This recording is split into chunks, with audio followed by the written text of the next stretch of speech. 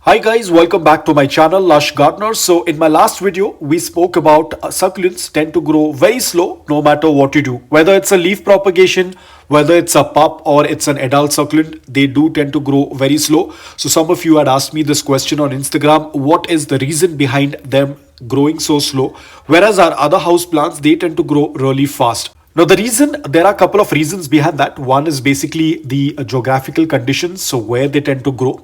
Apart from that, the most important thing is the photosynthesis. Remember, we have spoken about this earlier as well. If you haven't watched that video, I'll put the link in the description below. You can check it out. Basically, succulents and cacti belong to the CAM category, meaning they tend to divide their photosynthesis into two parts.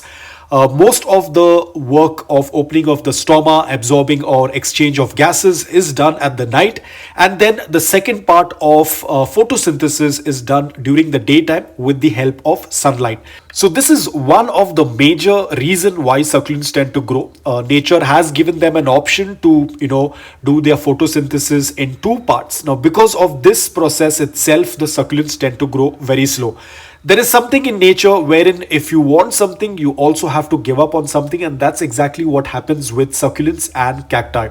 So they have the option to divide their photosynthesis in two parts, but in order to do that, they have to give up on the faster rate of growth. Now, the second thing is dormancy and non-dormancy. We need to understand that this also affects a lot on the growth of succulents. Now, again, as I said, it depends in what location or where you belong to. Depending upon your environment, your succulents would be going dormant and non-dormant. For some people, they might not get into a strict dormancy, whereas for some, it is going to go into a very strict dormancy. Now, this is not a pot of haworthia. I'll put up the name on the screen, but I'm just giving you an example. Now, let's say that you belong to an environment wherein your succulents tend to go into strict dormancy. Let's take haworthia as an example because very soon we are getting into winters.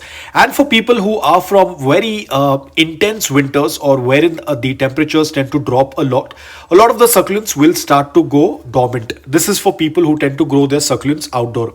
Now, let's assume 12 months in a year. Let's say out of those 12 months, 5 months your haworthia is going to be dormant, depending upon how long your winters tend to stay. Now, let's say in the 5th month, the winters are starting to reduce and the climate is getting a little bit warmer. It doesn't mean that immediately the succulent will come out of its dormancy and will start growing. Again, that is a very slow process. Let's say now from 5 months, it is slowly starting to get out of the dormancy. So probably it is going to take another month. So you can see out of 12 months, 6 months, the succulent is going to be dormant. This again reduces the rate of their growth. Again, we're not very sure how the summers are going to be. If the summers are very, very hot, then of course, again, the succulent that was just coming out of dormancy will again enter into dormancy, which further reduces their growth. Now, this was dormancy and dormant dormancy, which tends to affect their growth. The two types of photosynthesis that tend to affect their growth. Now, the last thing what tends to affect their growth is depending on us or is dependent on us, and that is stressing of the succulents. We all love colorful succulents. Like for example, you can see my haworthia, absolutely beautiful colors. The reason behind that is because I'm stressing the succulent with giving less water and more direct sunlight. When we stress succulents, that again further slow down that growth. So you can see the different parts. Two parts of photosynthesis, dormancy, non-dormancy, and then comes the stressing of succulents. Of course, we want to stress our succulents because that's when the succulents tend to look absolutely beautiful.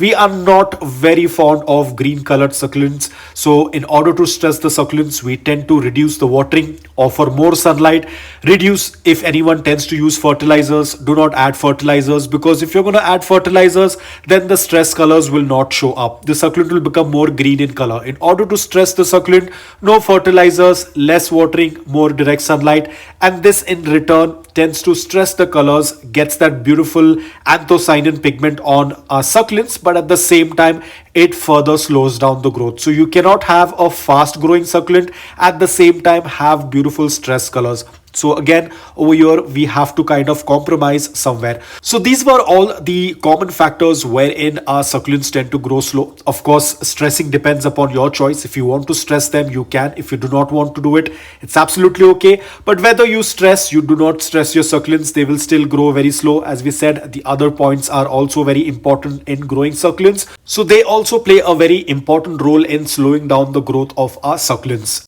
So adding of fertilizers in order to grow your succulent faster is just a myth. When the succulent itself tends to grow very slow, whenever something tends to grow very slow, it is not going to consume a lot of nutrients from the soil, because basically that is how they are naturally built. The excess fertilizers are going to stay in the soil. Rather than it doing good for the plant, it will definitely damage the plant. Of course, fertilizers are important to plants, but it depends from plants to plants. Some plants need a lot of fertilizers because they grow faster, they tend to flower, they tend to put out fruits or vegetables. So of course these plants require a lot of fertilizers, but not our succulents, because in general they do not absorb a lot of nutrients from the soil. The place that they come from do not have a lot of nutrients in the soil, so we need to treat the plant according to their natural habitat. So guys, that's all about it. I hope that this video was helpful to you. If it was, please hit the like button, and if you're new to my channel, please consider subscribing to it.